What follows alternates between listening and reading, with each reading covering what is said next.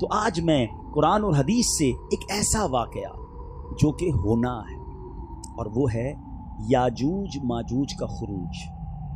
یہ قیامت سے پہلے ہوگا۔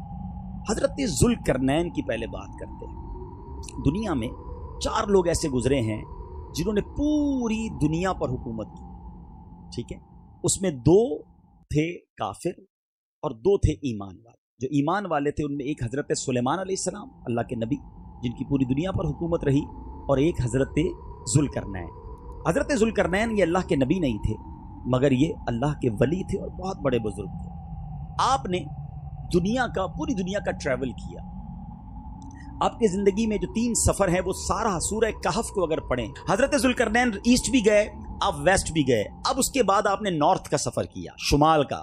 اب یہ بڑا امیزنگ واقعہ ہے اور ایک قرآنی واقعہ ہے۔ اب جب شمال میں گئے تو وہاں بھی آپ کو ایک قوم ملی، اور اس قوم کی باتیں آپ کو سمجھ نہیں آ رہی تھی، ان کی زبان کوئی اور تھی۔ بہرحال انہوں نے اشاروں میں آپ کو بتایا کہ حضور ایک قوم ہے اور جس کے بڑے ظلم ہیں ہم پر، اور اس قوم کو جو ہے وہ ہمیں بچائیے اس قوم سے۔ تو آپ نے جب اس قوم کے بارے میں معلوم کیا تو پتہ چلا وہ قوم جب آتی ہے تو سب جانور فصلیں سب کھا جاتی ہے، اور وہ تھے یاجوج ماجوج۔ تو آپ نے کہا کہ اچھا پھر میری ہیلپ یہ کرو کہ میرے ساتھ مل کر ایک دیوار بناؤ۔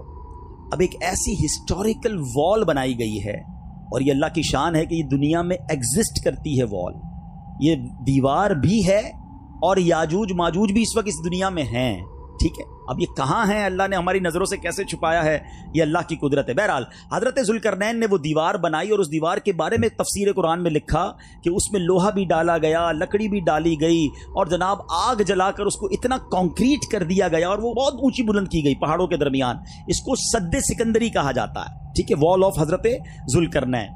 اچھا، اب یہ وال تو بلند کر دی گئی۔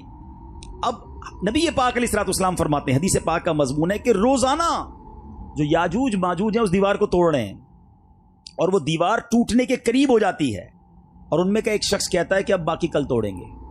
جب وہ دوسرے دن آتے ہیں تو اللہ کے حکم سے وہ دیوار پوری بھی ہو جاتی ہے اور پہلے سے زیادہ مضبوط بھی ہو جاتی ہے۔ نبی پاک علیہ الصلوۃ والسلام فرماتے ہیں کہ قیامت سے پہلے ایک دن آئے گا کہ جب اللہ کا حکم ہوگا کہ ان کا خروج ہونا ہے، ان کو باہر آنا ہے، تو پھر اس دیوار کو توڑنے والا شخص آخر میں کہے گا کہ انشاءاللہ کل توڑیں گے۔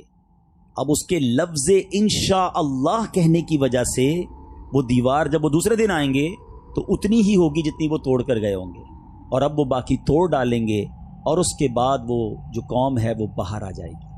اب وہ کس سینیریو میں آئے گی وہ بھی میں آپ کو بتاتا ہوں، یا میں ایک مدنی پھول دینا چاہتا ہوں۔ علماء نے اس بات سے یہ مسئلہ ہمارے لیے بیان کیا کہ لفظ انشاءاللہ یعنی اللہ نے چاہا تو، اگر یہ ہم اپنی باتوں میں شامل رکھیں، اپنی نیتوں میں شامل رکھیں تو کام پورے ہو جائیں گے۔ میں کل آ رہا ہوں، میں ابھی پہنچ جاؤں گا، رات پہنچ جاؤں گا، کل آ جاؤں گا، ساتھ انشاءاللہ تو کہیں۔ میں کیسے پہنچوں گا جب تک اللہ نہیں چاہے گا؟ میں کیسے کر لوں گا جب تک اللہ نہیں چاہے؟ میں کچھ بھی نہیں، جو ہے وہ میرے رب کی ذات ہے۔ اللہ نے چاہا تو میں پہنچوں گا، اللہ نے چاہا تو میں کروں گا، اللہ نے چاہا تو میں کامیاب ہوں گا۔ اللہ کی رضا کو ساتھ رکھو، میں نے کر لیا، میں کر لوں گا، ایسا نہیں ہوتا۔ زندگی میں آپ کے ساتھ بھی ہوا، میرے ساتھ بھی ہوا کہ ہم نے بہت سارے پلان کر کے رکھے تھے کہ میں ادھر جاؤں گا، اس کے بعد یہ کروں گا، پھر یہ میٹنگ، پھر یہ فلائٹ، کیا شاندار پلان ہوتا ہے، مگر بیچ میں ایک ایسا معاملہ ہوتا ہے کہ سارا پلان جو ہے نا وہ چوپٹ ہو کر رہ جاتا ہے۔ تو پتہ کیا چلا؟ حضرت مولا علی کرم اللہ تعالی وجہ الکریم کا ایک شاندار قول ہے۔ آپ فرماتے ہیں میں نے اپنے ارادوں کے ٹوٹنے سے اپنے رب کو پہچانا، مجھے پتا چل گیا کہ میں ارادہ کروں اور ہے وہ کس طرح ڈیمولش ہو جاتا ہے سارا پلان۔ تو یہ اللہ جب چاہے جو چاہے وہی ہوتا ہے۔